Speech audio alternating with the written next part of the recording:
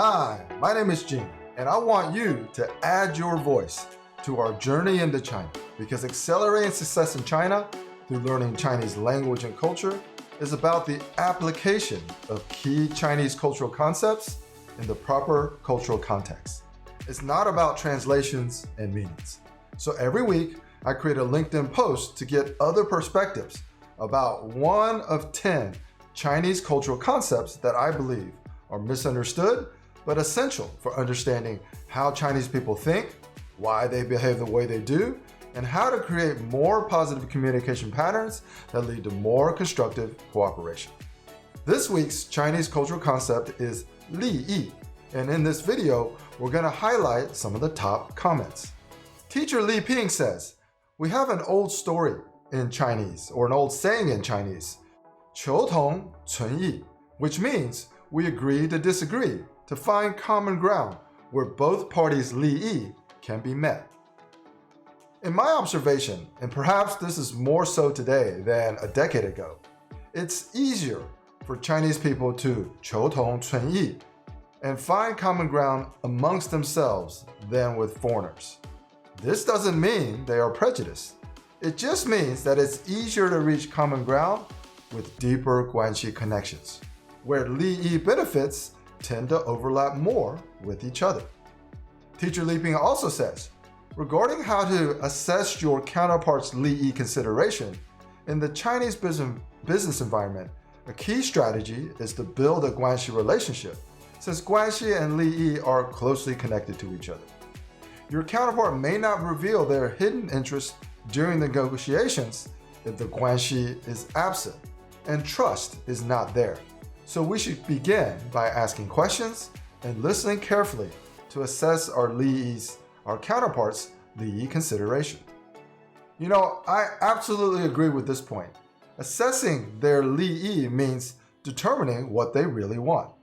The biggest mistake most Westerners make during the negotiations in China is, number one, we like to put all our cards on the table, believing that transparency is the key to gaining trust. But Chinese think of trust in a completely different way. We Westerners generally trust those we perceive as honest, generous, and hardworking, while Chinese people trust those they have close Guanxi connections with, because Guanxi increases the likelihood that they will receive preferential treatment, inside information, and reciprocate favors through referrals and connections. Number two, Westerners tend to lack patience. We just love to talk, share our values, and inform and instruct other people, which generally means we lack the patience to listen. This lack of patience hurts two things. Number one, it prevents us from developing greater empathy, which means we won't understand what the other side values or their Liyi considerations. And it prevents them, your Chinese counterpart, from having to take action. This is why Westerners often feel Chinese are non-committal. We don't realize that when we begin to behave the way we do, it increases their bargaining power, because they don't have to do anything to get more information or concessions from you. Now, Cristina echoed these points and added, Confucius says to be friendly with foreigners, and Chinese usually are, but that doesn't mean that they trust foreigners. Chinese tend to believe that foreigners don't really understand them, so trust takes quite a long time to establish. You need to show the right mindset and have humility, compassion, empathy, and a genuine desire to get to know their culture better. You should be willing to give face by paying compliments, and you'll eventually be able to build Guanxi. Yes, you know, Chinese are very friendly to foreigners, especially to visitors. This culture of being hospitable and giving face and catering to your every whim is actually what I call the Chinese honeymoon period. But this is where understanding its nuances gets tricky. In a literal sense, Chinese honeymoon period treatment is a facade. It is disingenuous by Western standards. But in a practical sense, it is an invitation to discover all the hidden treasures that China has to offer. And it is an opportunity for you to reciprocate, which is the first step of developing real Guanxi.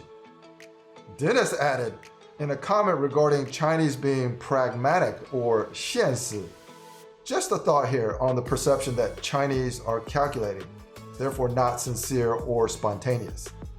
It was probably true out of necessity when they had limited resources to survive. They had to think about how to best allocate, share, or divide what was on the table. So in my mind, Liyi makes sense. This being said, traveling to China, I often found the Chinese to be extremely helpful and generous without any thought of payback. You know, this is another great point. Most Chinese people are helpful and generous out of the goodness of their hearts, and it is customary. In any country and any culture, there are going to be good and bad people. So we should never categorize any one particular group. Plus, we all know that China is not homogeneous. That said, I believe the key to understanding a Chinese person's Liyi consideration is awareness. And this is especially applicable to business relationships, where there are three key types of awareness. Number one, it's cultural awareness. Now, it's obvious that we need to better understand Chinese culture to achieve greater harmony with our business partners. But there's also situational awareness. The context of our engagement is important. The attitudes we might receive as tourists asking for assistance would be different than if we were a trade show attendee asking for competitive information. And the final one is self-awareness. You know, I believe the most detrimental aspect of myopia lies in the lack of self-awareness, because most Westerners really seem to have no idea how they are perceived by their Chinese counterparts, and maybe they don't care, which leads to a lot of incorrect assumptions and false expectations. Now, Todd says, I often cite the English version of 入乡随俗, which is equivalent to the expression when in Rome. This is an important mindset adjustment for foreigners to adopt before engaging with their Chinese counterparts. But there is a cultural difference in saying when in Rome versus follow the village.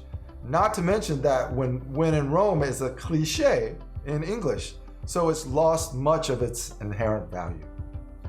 You know, cliches by themselves do not have much value, so context is very important. The eternal struggle of Chinese business advisors, instructors, and trainers is how do we activate a mental, emotional, and psychological trigger that leads our clients towards a more meaningful perspective and the mindset adjustments that they should make to be successful in China.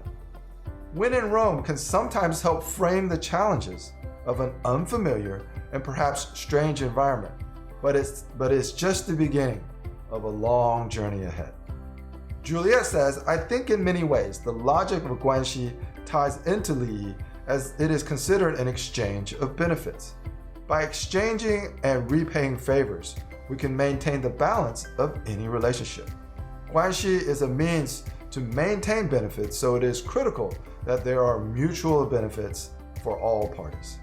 Yes, so I believe it is essential for us to internalize that we have different value systems.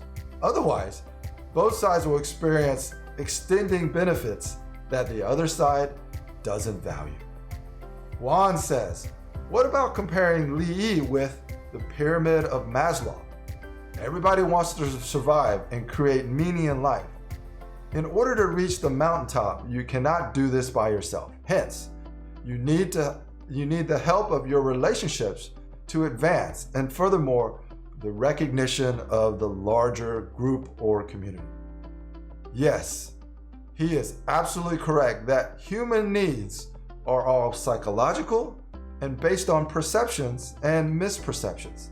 That's why in my upcoming book, The Chinese Honeymoon Period, I try to help readers achieve psychological breakthroughs in perceptions to create new business realities when doing business in China.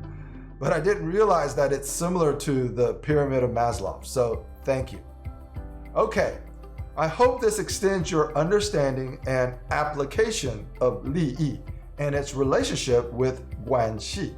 But keep in mind, improving how we cooperate across cultural and value differences is a never-ending journey. Also note that this conversation is ongoing, So there will be many more insights and comments, perhaps even one from you that we can all socialize together. Just follow the links to get more perspective and share your experience, insight, and questions. Or you can simply just leave a comment in the comments section below. Look forward to seeing you in the next Chinese cultural concept review on LinkedIn.